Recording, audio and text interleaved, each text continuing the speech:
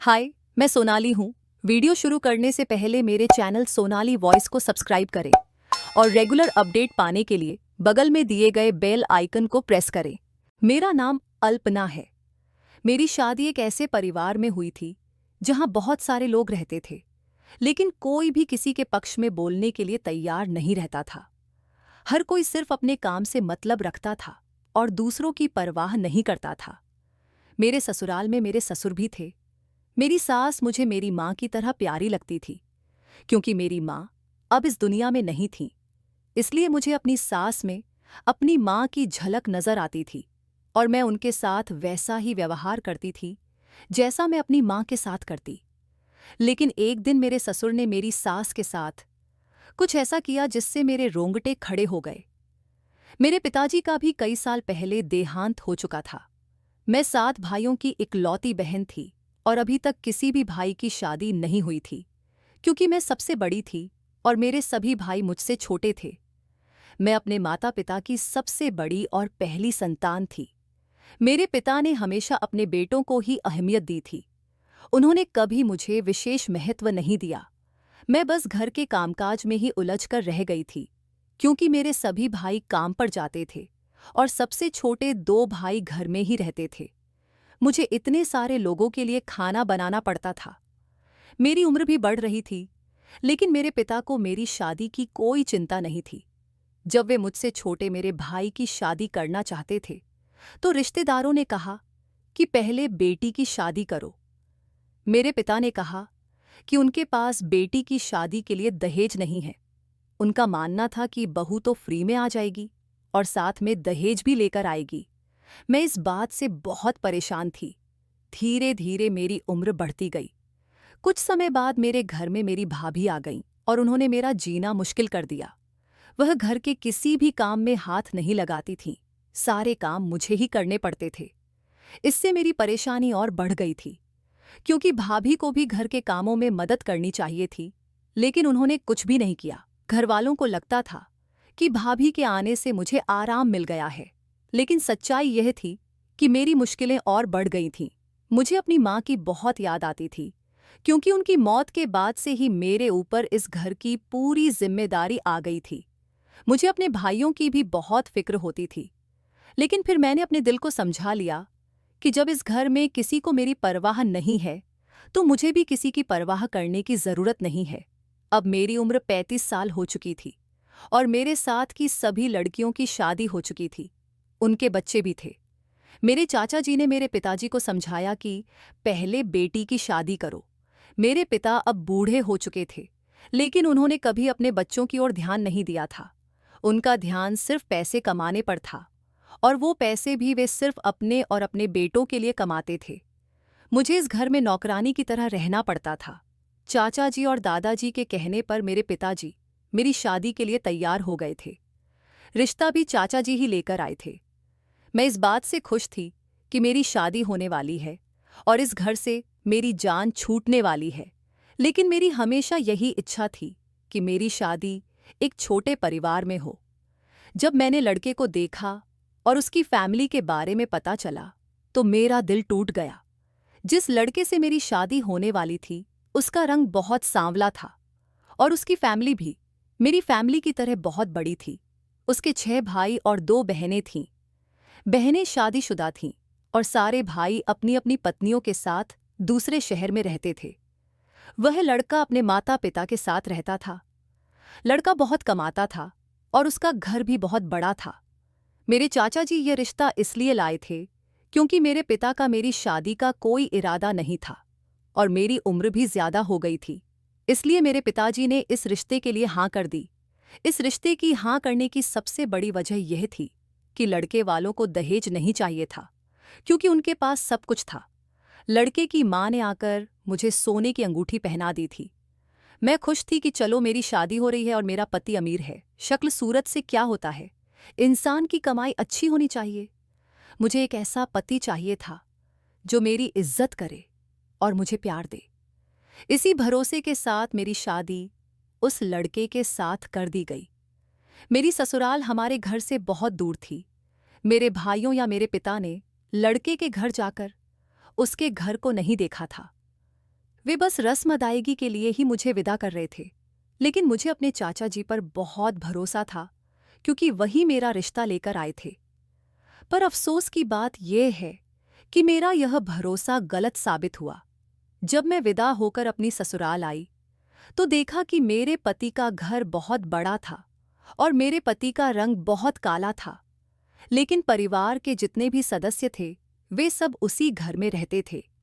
शादी के कुछ दिनों तक मुझे लगा कि वे मेहमान हैं और शादी के बाद चले जाएंगे, लेकिन वे सब वहीं रहते थे और कोई भी अपने घर जाने का नाम नहीं ले रहा था। मेरे पति के अलावा उनके 6 भाई और उनकी पत्नियां थीं। उन पति पत्नी के बच्चे भी बहुत सारे थे। शुरुआत में तो मेरे पति के साथ बहुत अच्छे दिन गुजरे थे, लेकिन कुछ समय बाद ही मेरे पति काम के सिलसिले में शहर से बाहर चले गए। मेरी सास बहुत अच्छी औरत थीं और उन्होंने मेरा ख्याल रखा। मेरी जेठानियां अपने कमरों में ही पड़ी रहती थीं। उन्हें आराम और मेकअप करने से फुर्सत नहीं मिलती थी।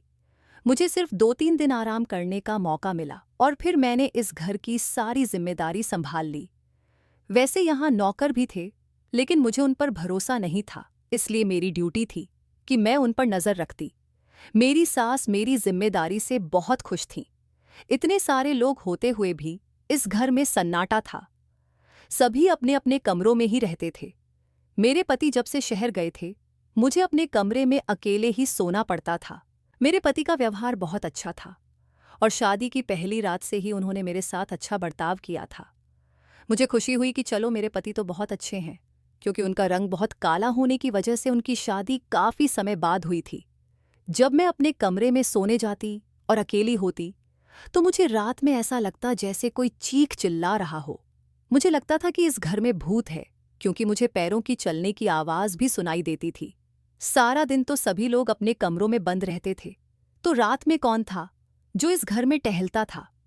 मुझे बहुत डर लगता था और मैं अपने पति को याद करती रहती थी। हर रात मुझे किसी के चलने और चिल्लाने की आवाज आती थी। मैं डरते हुए अपने कमरे में बंद रहती थी और सोचती कि इस बारे में किसी से जरूर पूछूंगी कि रात को इस घर में क्या होता है। अगले दिन मैंने अपनी सास से यह बात पूछी तो वह थोड़ी घबरा गई और बातों को टालने लगी। यह घर भी बहुत बड़ा था और इसमें बहुत सारे लोग रहते थे। हो सकता है कि कोई रात में जाग जाता हो या फिर किसी जेठानी का बच्चा रोता हो और मुझे लगता हो कि कोई चिल्ला रहा है। शायद ये मेरा वहम हो। मैंने अपने दिल को समझा लिया कि मुझे इधर उधर ध्यान देने की जरूरत नहीं है। वैसे भी मुझे तो कोई नुकसान नहीं पहुंचा रहा था। इस घर की खामोशी से मैं बहुत बोर हो गई थी। कभी कभी मेरी बात मेरे पति से फोन पर हो जाती थी। उसके अलावा मेरा कहीं आना जाना भी नहीं था। इस घर में ससुराल का कोई रिश्तेदार भी नहीं आता था। हर कोई अपने काम से मतलब रखता था। एक रात मैं फिर से सो रही थी और मुझे किसी के जोर जोर से चिल्लाने की आवाज आई। मैंने हिम्मत करके यह देखने के लिए उठने का फैसला किया कि कौन है जो इतनी रात को चिल्लाता है और घर में टहलता है। मैंने देखा कि मेरे ससुर किसी से फोन पर गुस्से में बातें कर रहे थे। वह अक्सर ऊंची आवाज में फोन पर बात करते थे, जिससे उनकी आवाज पूरे घर में गूंजती थी।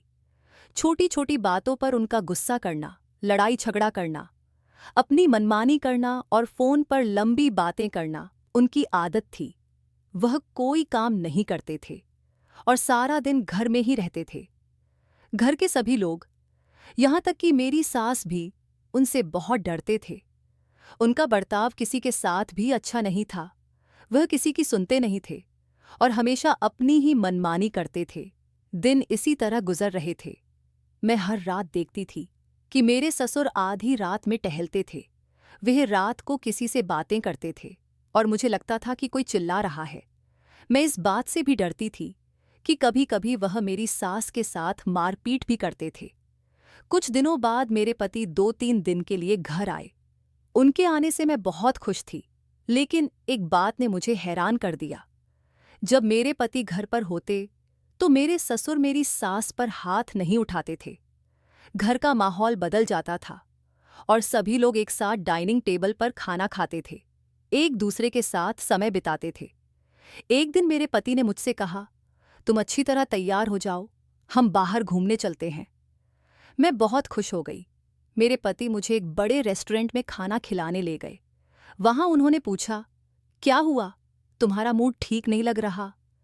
मैंने सोचा कि क्या इस बारे में उनसे बात करना सही रहेगा या नहीं। फिर भी मैंने हिम्मत करके उनसे पूछ ही लिया, आपके पिता रात को आपकी मां पर हाथ क्यों उठाते हैं? यह सुनकर मेरे पति ने हैरानी से मेरी ओर देखा और कहा, तुम पागल हो गई हो, ऐसा कुछ नहीं है। पिताजी तो मां से बहुत प्यार करते हैं। मैं कुछ और कहने वाली थी कि तभी उनके पास किसी की कॉल आ गई और वह कॉल अटेंड करने चले गए। मुझे समझ आ गया कि वह इस बात से अनजान हैं। जब वह वापस आए तो मैंने कहा, शायद मुझे गलतफहमी हुई थी।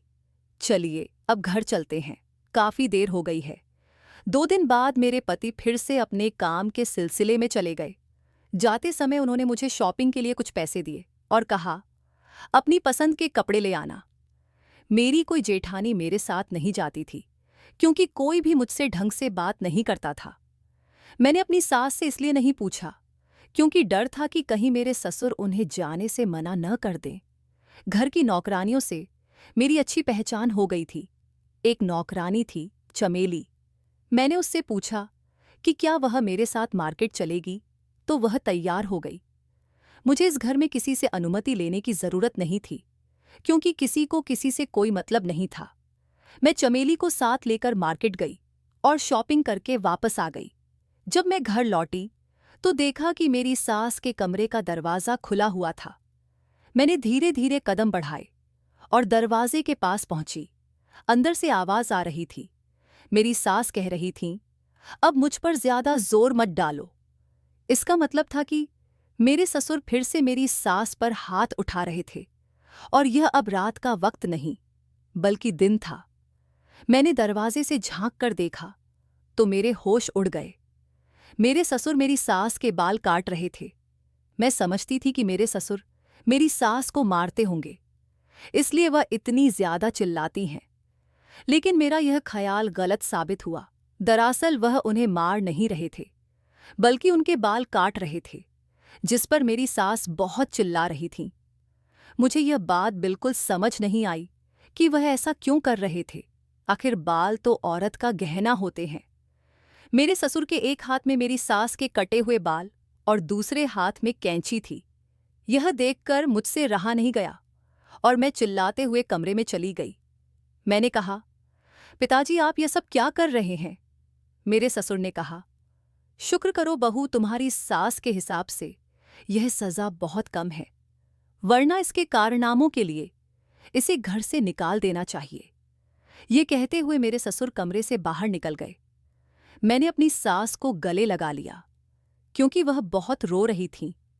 मैंने पूछा, ये सब क्या हो रहा है और पिताजी ने आपके बाल क्यों काटे? मेरी सास ने कहा, ऐसा तो वह हर रोज करते हैं, पहले मारते हैं और फिर बाल काटते हैं। मैंने कहा, लेकिन मुझे लगता है कि वह सिर्फ आपके बाल काटते हैं, मारते नहीं। मेरी सास बोली, तुम नहीं जानती, वह बहुत जालिम है। मेरी सास ने कहा, बहू मैंने कुछ नहीं किया, तुम अभी इस घर के बारे में कुछ नहीं जानती हो, इसलिए तुम यह बात नहीं समझ सकती। मैं बेकसूर हूं। मैंने पूछा, फिर भी कोई बात तो होगी जो वह आपके साथ ऐसा करते हैं? मेरी सास ने कहा, इस घर में सबको अपनी फिक्र है, इसलिए कोई किसी के मामले में नहीं बोलता। घर के सारे लोग मेरे छोटे बेटे की कमाई खाते हैं, इसलिए मैं इस घर के लोगों से बचकर रहना। तुम्हारे ससुर बहुत खतरनाक आदमी हैं। कभी भी अपने पति से कुछ मत कहना, वरना वह मुझे जान से मार देंगे। मेरी सास ने मुझे जबरदस्ती कमरे से बाहर भेज दिया और कहा, आइंदा हमारे झगड़े के बीच मत आना, वरना तुम्हारे साथ अच्छा नहीं होगा। मैं खामोशी से उनके कमरे से बाहर आ गई। मुझे बहुत दुख हो रहा था कि मेरी सास के साथ ऐसा हो रहा है। जब मैं अपने कमरे की तरफ जा रही थी तो मुझे सीढ़ियों पर मेरे ससुर मिल गए। उन्होंने मुझे आवाज देकर रोका और कहा, एक बार मेरी बात सुनो। मुझे पता है कि तुम्हें मेरी बातों पर यकीन नहीं होगा। मैं समझ नहीं पाई कि वह क्या कहना चाहते हैं। उन्होंने मुझसे कहा, मुझे पता है कि तुम बहुत समझदार लड़की हो, बिल्कुल मेरे बेटे की तरह। मैंने कहा, लेकिन आप माँ जी के साथ बहुत गलत कर रहे हैं। मेरे ससुर ने कहा, रुको, मैं तुम्हें सारी कहानी समझाता हूं ताकि तुम्हें मुझ पर यकीन आ सके। उन्होंने अपनी जेब से मोबाइल निकाला और उसमें कुछ तस्वीरें दिखाईं। उन्होंने कहा, ये देख लो, मुझे उम्मीद है कि आज के बाद तुम कभी मुझे गलत नहीं समझोगी। मैंने तस्वीरें देखीं और मेरी आंखों के सामने अंधेरा छा गया। मुझे अपनी आंखों पर विश्वास नहीं हो रहा था। इतने में मेरी सास आ गईं और उन्होंने मेरे हाथ से मोबाइल छीन लिया और मुझे खींचकर कमरे से बाहर ले गईं। मेरी सास ने कहा, तुम अभी तक अपने कमरे में नहीं गई हो। तुम कुछ नहीं जानती और न ही कुछ समझती हो। चलो अपने कमरे में जाओ और दोबारा हमारे बीच पड़ने की जरूरत नहीं है। मैंने झटके से अपना हाथ छुड़ाया और अपने कमरे में चली गई। रात को फिर वही चिल्लाने की आवाजें आ रही थीं। मेरे ससुर मेरी सास के बाल काट काट कर उन्हें आधा गंजा कर चुके थे। मेरी सास हमेशा अपने सिर पर पल्लू रखकर घूमती थीं। कई दिन इसी तरह गुजर गए। जब मेरे पति घर आते तो घर का माहौल बहुत अच्छा होता और जब वह चले जाते तो फिर से बिगड़ जाता। मैं अपने पति को सब कुछ बताना चाहती थी, लेकिन मेरी सास ने मना कर दिया था और कहा था कि अगर मैंने कुछ बताया तो वह मुझे घर से बाहर निकलवा देंगी। मुझे बहुत तनाव रहने लगा था। मैं रात को सो नहीं पाती थी। मेरी सास मेरे पति की माँ थी और मुझे बहुत प्यारी थीं, क्योंकि उन्होंने कभी भी मेरे साथ बुरा बर्ताव नहीं किया था। फिर एक दिन मेरे ससुर ने मेरी सास के साथ बहुत अच्छा व्यवहार किया। मुझे लगा कि शायद उन्हें एहसास हो गया है कि औरत पर हाथ नहीं उठाना चाहिए। मैं बहुत खुश थी कि अब काफी दिनों से मेरे ससुर मेरी सास के साथ कुछ भी गलत नहीं कर रहे थे। एक दिन रात को 9 बजे मैं अपने कमरे में बैठी टीवी देख रही थी। तभी मेरे ससुर मेरे कमरे में आए।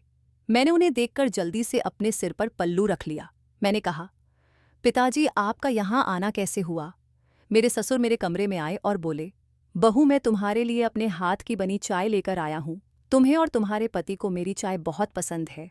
मैं चाहता हूँ कि तुम मेरी चाय पीकर बताओ कि कैसी बनी है। मैं हैरान थी। मैंने चाय का कप उनके हाथ से लिया और कहा, शुक्रिया पिताजी। मेरे ससुर ने कहा, नहीं बहू, मेरे सामने ही पियो। मैं तुम्हारे मुंह से अपनी तारीफ सुनना चाहता हूँ। मैंने कहा, पिताजी, अभी मैंने 2-3 गिलास पानी पिया है, इसलिए मेरा पेट भरा हुआ है। थोड़ी देर बाद जब चाय ठंडी हो जाएगी तब पी लूंगी और आपकी तारीफ भी कर दूंगी। मेरे ससुर मुस्कुराए और बोले, अच्छा, तो यह बात है। उन्होंने मेरे सिर पर हाथ रखा और कहा, जीती रहो, मैं चलता हूँ, चाय जरूर पी लेना। मैंने हाँ में सिर हिला दिया। फिर उठी, चाय का कप उठाया और बाथरूम में जाकर चाय को फेंक दिया। कप वापस लाकर टेबल पर रख दिया, क्योंकि रात के समय चाय पीने का मन नहीं था। रात को चाय पीने से मुझे नींद नहीं आती और पाचन में भी दिक्कत होती है। मैं अपने ससुर को यह नहीं बता सकती थी, लेकिन खुशी थी कि उनके व्यवहार में अब काफी बदलाव आ गया था। लंबे समय से उन्होंने मेरी सास के साथ कोई अत्याचार नहीं किया था।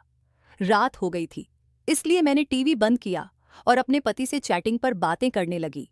इस समय वह भी अपने कमरे में आराम कर रहे थे। तभी मुझे महसूस हुआ कि किसी की परछाई मेरे कमरे की ओर आ रही है। मैं डर गई और जल्दी से मोबाइल बंद करके आंखें बंद कर लेट गई। किसी ने दरवाज़ा खोला, मुझ पर नजर डाली और फिर दरवाज़ा बंद कर दिया। मैं समझ गई कि मेरे कमरे में कौन आया था। मैंने फिर से अपने पति से चैटिंग शुरू की, लेकिन तभी मुझे कमरे से बाहर कुछ खटपट की आवाज़ सुनाई दी। मैंने मोबाइल रख दिया और चुपके से बाहर देखने निकली कि आखिर बाहर क्या हो रहा है। मैंने देखा कि मेरे ससुर मेरी सास के मुंह पर हाथ रखकर उन्हें कहीं ले जा रहे थे। मैं उनके पीछे पीछे गई और हैरान रह गई कि इस घर में एक बेसमेंट भी था, जिसके बारे में मुझे पहले कुछ पता नहीं था। मेरे ससुर मेरी सास को जबरदस्ती खींचते हुए बेसमेंट में ले जा रहे थे। मैं भी दबे पांव उनके पीछे चली गई।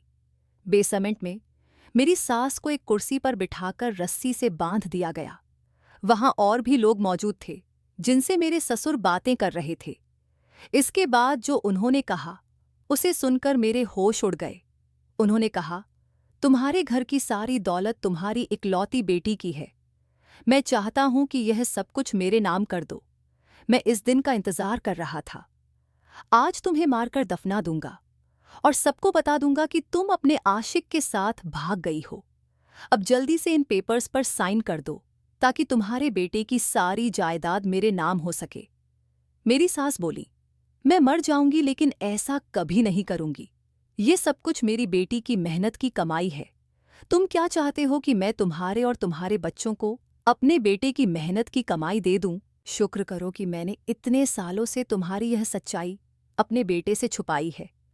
मेरे ससुर ने मेरी सास के मुंह पर जोरदार थप्पड़ मारा और कहा, मैंने तुम्हारी बहू को चाय में नींद की दवाई मिलाकर बेहोश कर दिया है। उसे कुछ भी पता नहीं चलेगा। जब उसकी सुबह आंख खुलेगी तो उसे लगेगा कि तुम अपने आशिक के साथ भाग गई हो। असल में उस दिन मेरे ससुर ने मुझे जो फोटो दिखाए थे वे मेरी सास के अश्लील फोटो थे, जिन्हें मेरे ससुर ने दूसरे मर्दों के साथ एडिट किया था। अब मैं आपको बताती हूं कि आखिर यह सब माजरा क्या है। दरअसल मेरे ससुर मेरी सास के दूसरे पति थे। मेरे पति मेरी सास के पहले पति के बेटे थे। जब मेरी सास की शादी हुई थी तो वह विधवा हो गई थी। उनके पहले पति ने अपने बच्चे के नाम सारी जायदाद कर दी थी, क्योंकि उनकी मौत से पहले मेरी सास गर्भवती थी। मेरी सास ने अपने बेटे को पढ़ाया, लिखाया और अपने पति का बिजनेस दोबारा शुरू करने का हौसला दिया, जबकि मेरे ससुर के बच्चे उनकी जायदाद पर ऐश कर रहे थे। मेरे पति नहीं जानते थे कि उनके ससुर उनकी मां के दूसरे पति थे। मेरी सास ने उनसे यह बात छुपाई थी, क्योंकि उनका बेटा बचपन से ही बहुत समझदार था। जब मेरे पति ने अपने पहले पिता के बिजनेस को दोबारा से शुरू किया और बहुत पैसा कमाया, तो यह बात मेरे ससुर को अच्छी नहीं लगी। मेरी सास के पहले पति की कमाई पर यह लोग पल रहे थे। मेरे पति ने अपनी सारी कमाई अपनी मां के नाम कर दी थी। मेरे ससुर अब यह सारी जायदाद अपने नाम करवाना चाहते थे और काफी समय से मेरी सास को इसके लिए ब्लैकमेल कर रहे थे। मेरे ससुर मेरी सास से पेपर्स पर साइन करवाकर उन्हें मार देना चाहते थे और सबको यह बताना चाहते थे कि मेरी सास अपने आशिक के साथ भाग गई। अब मैं अपनी सास पर हो रहे अत्याचार को और नहीं देख सकती थी। जब मैं अपने कमरे में लेटी हुई अपने पति से चैट कर रही थी, तब मैंने एक योजना बनाई। मैं समझ गई थी कि कमरे में मेरे ससुर आए थे। मैंने अपने पति को मैसेज में पूरी बात बता दी। मैंने सोच लिया था कि चाहे मेरे पति को यकीन आए या ना आए, मुझे गड़बड़ का एहसास तो तभी हो गया था जब मेरे ससुर का व्यवहार बदलने लगा था और वह आज पहली बार मेरे लिए चाय बनाकर लाए थे। जब मेरे पति ने मैसेज पढ़े तो उन्होंने जवाब दिया कि वे अपने दोस्त को भेज रहे हैं और मुझे उसकी मदद लेनी चाहिए। साथ ही उन्होंने कहा कि वे घर आने के लिए निकल रहे हैं। उन्होंने यह भी कहा कि अगर यह सब सच हुआ तो वे अपने पिता और उनके सभी बच्चों को घर से निकाल देंगे, और अगर यह बात गलत निकली तो वे मुझे घर से निकाल देंगे और तलाक दे देंगे। मैंने अपने पति से कहा कि वे अपने दोस्त को भेज दें, मुझे सब कुछ मंजूर है। जब मैं 20 मिनट की सीढ़ियों से चलकर दरवाजे पर आई तो देखा कि मेरे पति के दोस्त आ गए थे। वे पुलिस ऑफिसर भी थे। मैंने अपने पति को बताया था कि उनके पिता रोज रात को उनकी मां को मारते हैं और उनके बाल काटते हैं। अगर उन्हें यकीन नहीं होता तो वे आकर देख सकते हैं। मुझे लग रहा था कि आज भी वही सब कुछ होने वाला है। मैं अपने पति के दोस्त को नीचे बेसमेंट में ले गई। उन्होंने अपनी आंखों से देखा कि मेरे ससुर और उनके बेटे मेरी सास से साइन करवाने के लिए मारपीट कर रहे थे और उन्हें फोर्स कर रहे थे। उन्होंने मेरे ससुर और उनके दोनों बेटों को अरेस्ट कर लिया और तीनों को पुलिस स्टेशन ले गए। सुबह होते होते मेरे पति भी घर आ गए थे, क्योंकि उनके दोस्त ने उन्हें फोन करके सारी बात बता दी थी। सारी सच्चाई मेरे पति के सामने आ गई थी। उन्होंने अपने पिता और उनके सभी बेटों पर केस कर दिया। मेरी सास ने भी कोर्ट में गवाही दी, इसलिए फैसला हमारे हक में हुआ। हमारे जेठ और जेठानी जो हमारे घर में रहते थे, वे सब चले गए। अब इस बड़े से घर में हम अकेले रहते हैं और बहुत खुशी खुशी रहते हैं। मेरे पति ने फैसला किया कि वे अब कहीं नहीं जाएंगे। वे हमारे साथ ही रहते हैं और इसी शहर में रहकर अपना काम करते हैं। कभी कभी कुछ लोग दौलत के लिए इतने गिर जाते हैं कि रिश्तों की अहमियत भूल जाते हैं। मैं आपसे विनती करती हूं कि अपने रिश्तों की कदर करें। जो रिश्ते आज हमारे साथ हैं, अगर हम उनके साथ गलत करेंगे तो उनके दिल में गलत फहमी आ जाएगी और फिर वे हमें कभी पलटकर नहीं देखेंगे। इसलिए अच्छे इंसान की परख करना सीखें। जो अच्छा है उसके साथ अच्छा व्यवहार करें और जो बुरा है उसकी बुराई को खत्म करने की कोशिश करें। मेरे ससुर ने मेरी सास से बहुत माफ़ी मांगी थी, लेकिन शायद वे माफ़ी के काबिल नहीं थे क्योंकि वे बहुत बड़ी गलती करने जा रहे थे। वे मेरी सास को जान से मारने जा रहे थे। अगर मैं मौके पर न होती तो शायद वे मेरी सास को इसी घर में ही दफन कर देते। दोस्तों, उम्मीद करती हूं कि आपको हमारी कहानी पसंद आई होगी। अगर कहानी पसंद आई है तो वीडियो को लाइक करें। चैनल पर नए हैं तो चैनल को सब्सक्राइब करें और नोटिफिकेशन बेल को ज़रूर दबाएं ताकि अगली अपडेट सबसे पहले आपको मिले।